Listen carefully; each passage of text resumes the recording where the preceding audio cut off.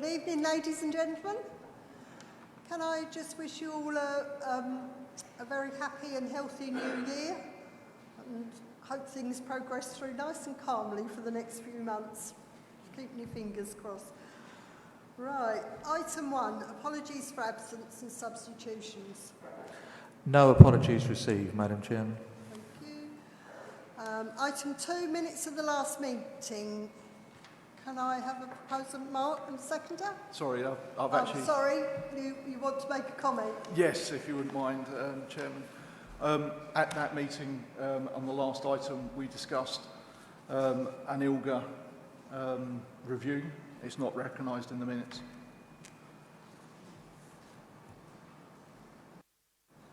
Oh, there we go. Yes, good evening. We're in initial conversations with ILGA, and we'll have more to report when we have the next full meeting. So we've made an initial inquiry with them. Sorry, Chairman, I just wanted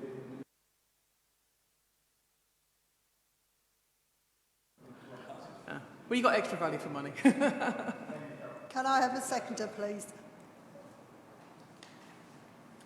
Yeah, thank you, Chris. And everyone that was here, do you agree? Discussed. Thank you.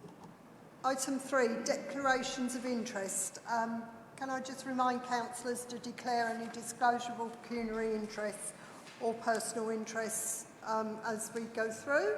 Chris. Thank you, Madam Chairman. I'm a member of the GMB Union and a shop steward, although not for TDC. Thank you. Right. Item 4, questions on notice pursuant to Council Procedure Rule 38. None received, Madam Chairman. Thank you. Item 5, joint report of the Deputy Chief Executive and the Assistant Director, Partnerships A1, change to the terms and conditions of the post of Chief Executive. It's pages 7 to 10 of your agenda.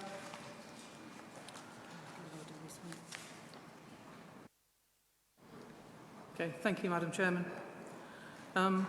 So I'm going to take members through this report, and if you'll forgive me on this particular occasion, as this is such an important report, I will go through more or less all of it verbatim. I know that you're used to me usually summarising, but on this occasion I think it's appropriate for me to read it pretty much word for word. So the purpose of the report is to enable the Human Resources and Council Tax Committee to recommend a change in the terms and conditions of the current Chief Executive post holder by reducing the hours of employment from 37 to 27 3/4 hours per week, which is a reduction of 25%. Approval for this change has to be formally agreed by full council. The terms and conditions of employment for chief executives in local authorities are agreed nationally as part of the Joint Negotiating Committee for Local Authority Chief Executives. The terms of the current post of the Chief Executive at Tendring District Council have been in place since the appointment of the current post holder on the 1st of December 2010. In the intervening years, the practices of the Council, in line with legislative changes and best practice, have developed to enable more flexible ways of working. This includes enabling staff to request reductions in hours and varied work patterns. The terms and conditions of employment for the post of Chief Executive are agreed by the full Council following the advice and recommendations of this committee. This report details a request to change one element of those terms, namely a reduction in the hours of employment by 25%. The committee is asked to note that this change is being proposed at the request of the current post holder. The recommendations that the Human Resources and Council Tax Committee are asked to agree are to note the request of the current Chief Executive to reduce the hours, to support the request acknowledging the reduction of the Chief Executive's availability and that additional cover will not be provided for the reduction in working hours, and to recommend to full Council that, firstly, the terms and conditions of the employment of the current Chief Executive shall be amended to 27.75 hours per week with effect from the 31st of March 2022. This change be reviewed after an initial period of 6 months operation and then at 12-month intervals following that. And thirdly, that the post will remain at 37 hours on the council's establishment. This proposed reduction in hours will result in a salary saving of £43,899.70 per year, as that will be a reduction in the salary of the Chief Executive. This change does not reduce the availability and workload of the Chief Executive.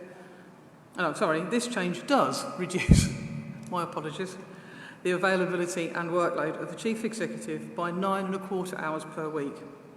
However, it should be noted that he plans to work the reduced hours across the week, so he will remain available from Monday to Friday and will still be working 5 days a week. This proposal is made at his request, and it also meets the requirements of the flexible retirement policy if he chooses to exercise his rights in accordance with that. This is, however, a personal choice and falls outside of the remit of this report. It's not intended that this request will require cover by the Council's senior management team or other resources, and by accepting the proposed change in hours, the Council will be agreeing to a Chief Executive on reduced hours. However, the post holder does remain completely and utterly and fully committed to tendering District Council. The reduction of hours will be spread evenly across the week, as I previously explained, from Monday to Friday. I'd ask the Council to note the comments from the Leader of the Council, Councillor Neil Stark OBE.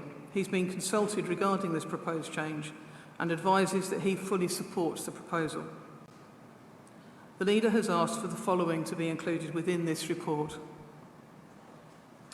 When Ian Davidson was appointed as Tendering's Chief Executive over a decade ago, the Council was in a very sorry state. The Audit Commission had published a damning report that highlighted issues of probity and perceptions of corruption within the planning function. Decision-making was overly bureaucratic and intensely risk-averse. Relations between members were overly antagonistic, while dealings between members and officers were based on suspicion and mistrust. Fundamentally, the reputation of the authority across the wider local government world was exceedingly poor. Ian changed all that. Through his positivity, can-do spirit and tireless determination and enthusiasm, Tendring District Council is now widely regarded as one of the best run and the most ambitious local authorities in the country. We have all played our part in that incredible progress. All the members and officers who have been involved with the Council over the past 10 years have done their bit to make it the outstanding local authority that we know today. But it is Ian who has led from the front, who has always demanded the best, and who has been the inspiration for all our successes. So whilst an employer of the size and scale of Tendring District Council has a duty to consider any reasonable request that a member of staff may make to vary the terms and conditions of their employment, I'm especially happy to support this request from our Chief Executive, as quite frankly, I think it is the least we owe him. I would also like to acknowledge that as part of this request, he has stated that his continued commitment to the Council, and I would simply like to say thank you. So the committee is asked to consider the recommendations of this report. So would you like me to restate the recommendations? Would anybody like the recommendations reread out? No, that's fine, thank you. I'd just like to say, and this is probably a personal point of view as well, as Neil has stated, Tendring was in a very sorry state before Ian came in, and I just feel what Ian has achieved is a credit to him and the group of staff that he has established around him. I think Ian would be the first one to say if it wasn't working, and he would either say, I'll increase my hours again or offer and retire. I personally would rather have him here less time than not have him here at all. So are there any questions? Councillor Griffiths. I think I'd like to state first of all that I wholeheartedly support the Chairman's comments regarding Ian and the team. I think he's done a fantastic job over the last 12 years, and I think that the way that he has led the organisation is a credit to not only Ian but also the officer team with him. However, we are here to look at the actual role, not the individual. And my concern with this is, in effect, what you're asking an individual to do is to condense a four week working week into 3. Now, while I understand that the reasons are for that, we are in the middle of a COVID pandemic. Potentially next year, we know we've got local government elections coming up. And my concern is that when you're trying to do, in effect, 4 weeks work in 3, without sharing the burden with any of the other officer team, you are, plus the fact you're in the middle of a pandemic, with everything that entails, you are putting an incredible lot of stress on one individual, and to have a 25-hour, 25% cut in the time that you're doing that, I question whether or not we're actually putting additional stress on. Now, this isn't a personal view of Ian or anything that he does. It's just primarily looking at the role and asking the question that, as a council, are we sure that this is the route that we want to take? Because to reduce somebody's working time per month by 25%, and then expect them to do the same amount of work in 3 weeks that they would be normally doing in 4 is a major ask. And I think that we ought to be very, very clear when we're doing that, what we're asking an individual to do, and that there are the relevant safety mechanisms built in to ensure that if anything starts to go wrong, we can support the individuals concerned, and that there's some way that the organisation can look at it, monitor it, and say, well, hang on a minute, we have issues of concern should things not work out as planned.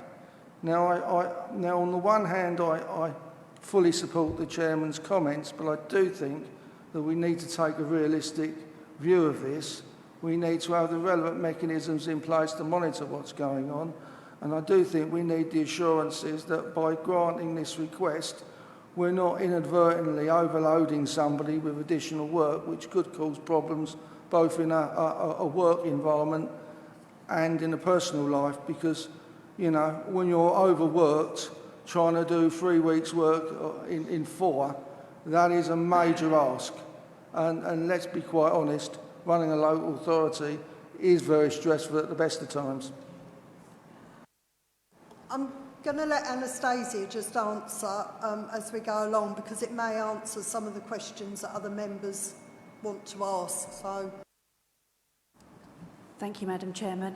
I think we just need to go back to the report, and this is actually Ian's request. It is our Chief Exec requesting a reduction of hours, and this meets all the council policies, the flexible working policy, it meets all the legislation, it meets the ACAS Code of Practice, and I think what we've also suggested within this report is there's an inbuilt review at 6 months and at 12 months, so this will be kept under review.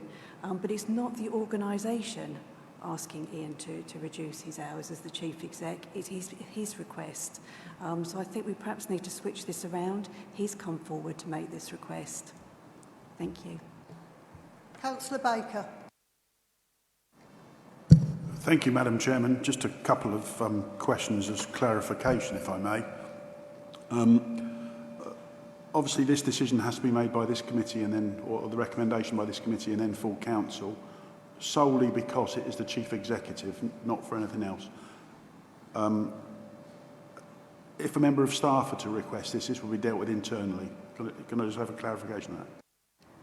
Yes, of course, Councillor Baker. That's exactly right. Because of the Chief Exec's role, There's slightly different national terms and conditions for the Chief Exec. So there's a Chief Exec's handbook which contains his national terms and conditions, and we have to go to full council. So tonight you're really noting this report, and then it goes on to full council for the final decision. In terms of any other members of staff, it's dealt with internally, and we do have a lot of requests. You know, people do want to change their hours, they might want to reduce them, increase them. You know, it's quite common practice.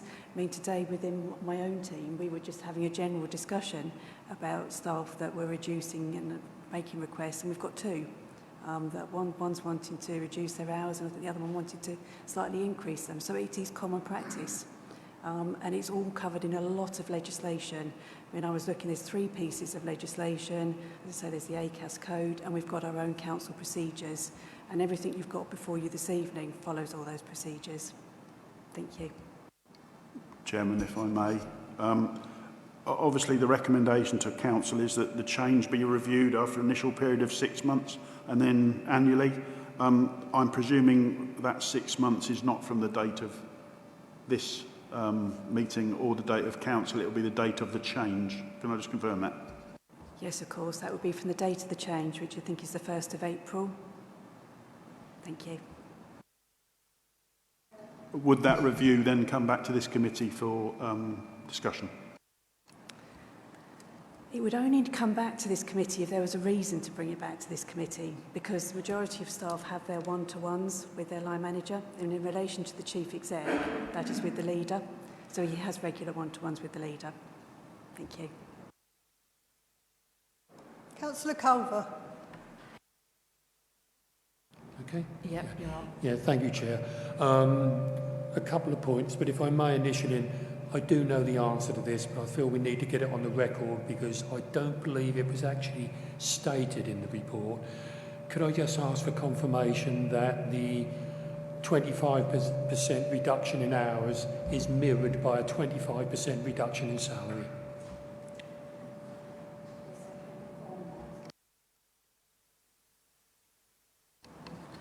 Apologies, my microphone didn't go on. Yes, that is absolutely correct, Councillor Calver. And what will happen is a new contract of employment will be issued to the Chief Exec with that reduction in hours and that reduction in salary. And as the report states, there is a saving to the Council of just under £44,000 per annum. Thank you. Okay. Yeah, thank you for that.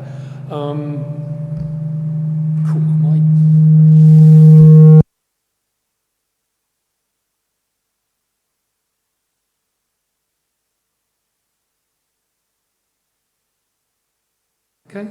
Yes, I'm getting directions. Go for it. Okay, thank you.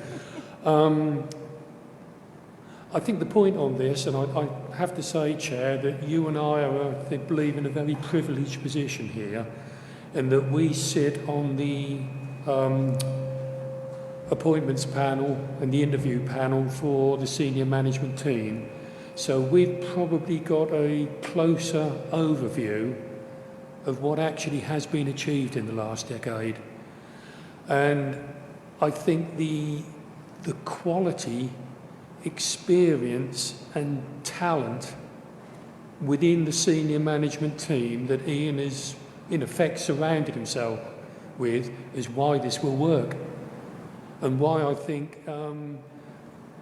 actually it might actually give those senior managers a little bit more freedom at times, because Ian is so involved and so hands-on that at times possibly he's actually doing more than we really should be asking of him. So far less increase the stress upon him. I think if anything, this might actually allow the whole team to flourish. And I'm definitely in support of it. Yeah, I have to agree with you, and there's lots of heads nodding around the room, so I'm sure most people agree. Are there any other questions? Oh, sorry. Thank you, Madam Chairman. Actually, my question was already answered, but I just felt the need to acknowledge the CEO at this point. I'm a relatively new councillor compared to some of you, and he has borne my frustrations. He has been an excellent sounding board.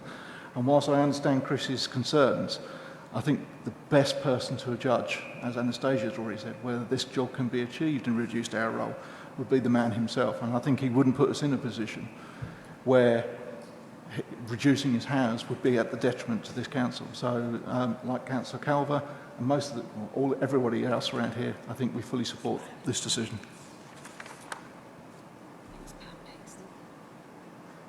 Thank you. Councillor Morrison.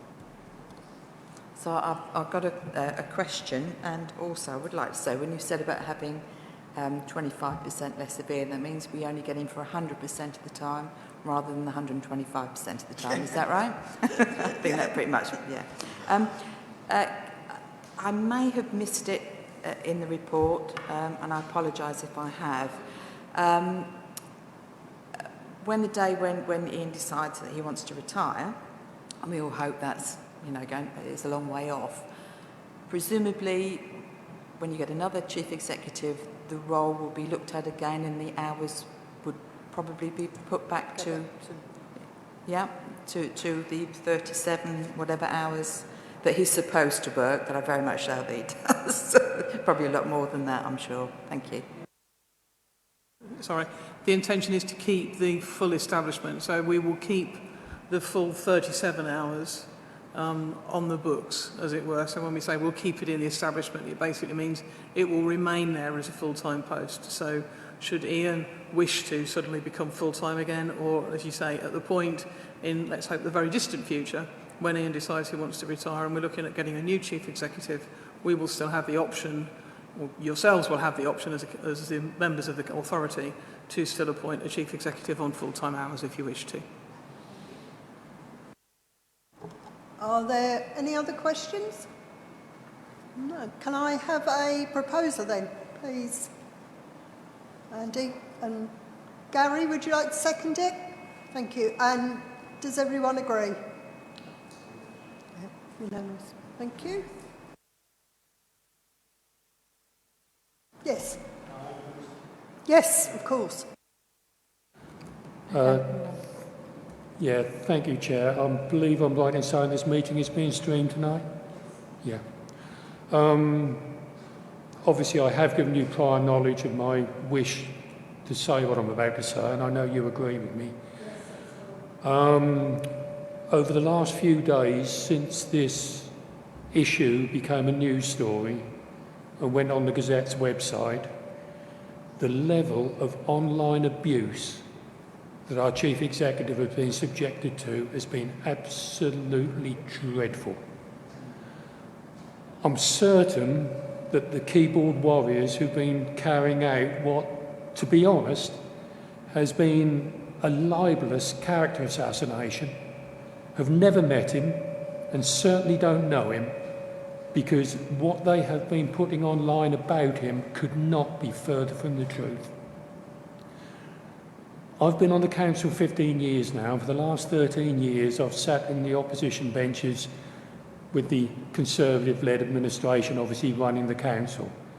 And in my opinion, during those 13 years, the best decision that the administration has taken on behalf of the residents of the Tendring district is to appoint Ian Davidson as our chief executive. And what I would say, if there is anybody watching the streaming of this meeting tonight who has been part of this vitriolic campaign, I think A, they should be ashamed of themselves, and B, if they have any shred of decency, they will go back online and apologise for their behaviour.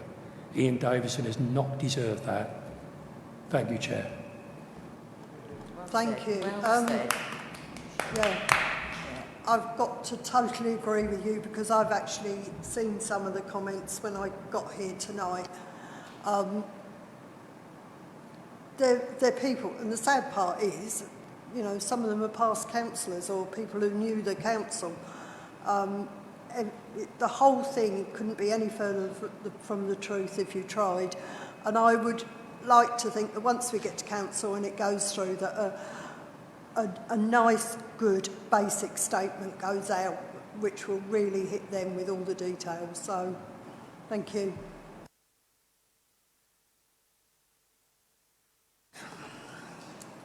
Item 6, report of Assistant Director Partnerships A2 Pay Policy Statements 2022-23. It's on pages 11 to 24. That's Katie. Thank you, Madam Chair. The purpose of the report is to present the pay policy statement for 22-23. Members will note that it's earlier than usual because we're...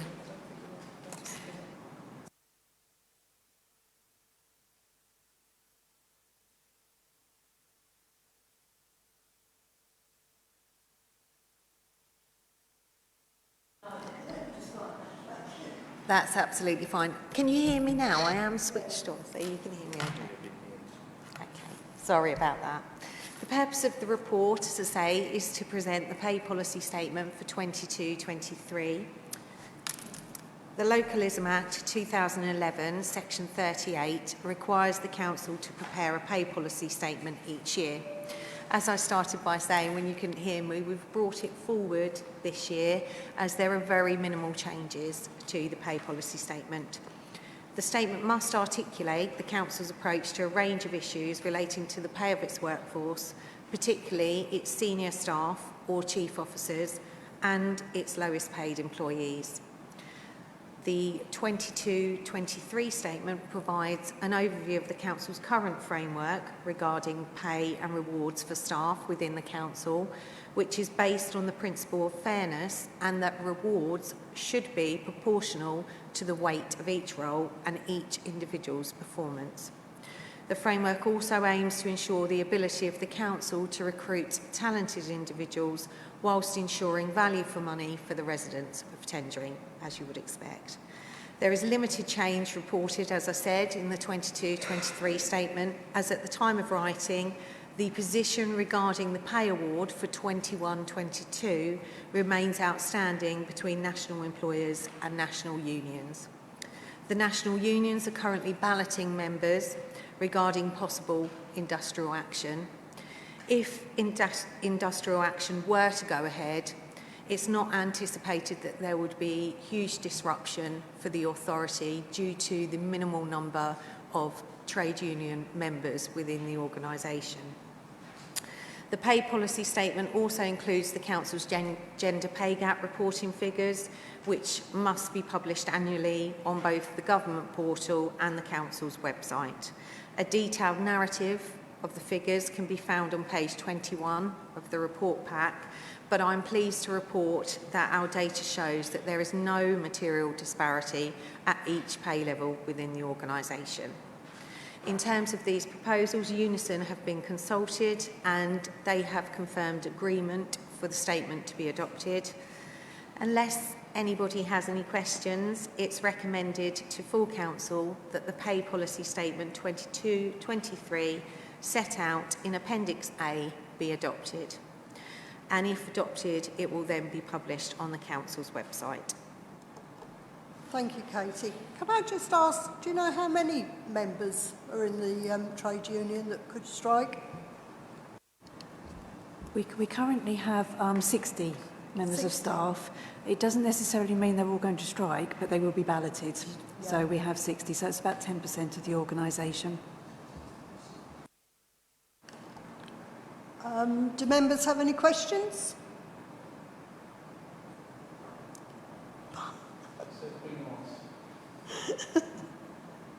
Right, can I have a proposer then, please? Chris, and a seconder? John. Okay, and do you all agree? Thank you very much.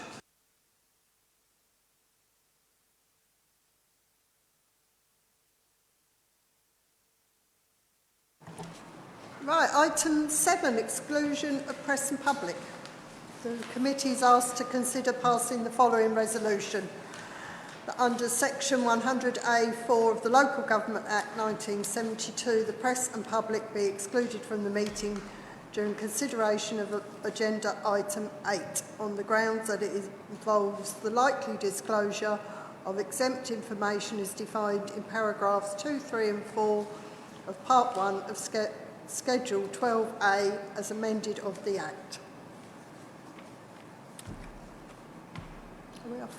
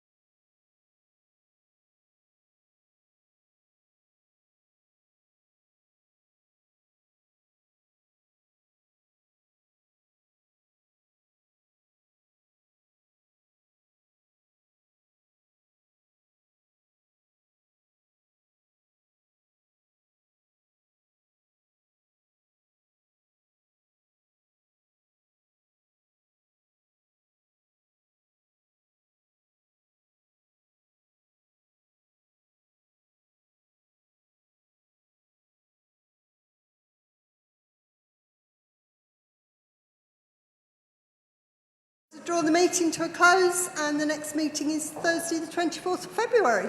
Thank you very much.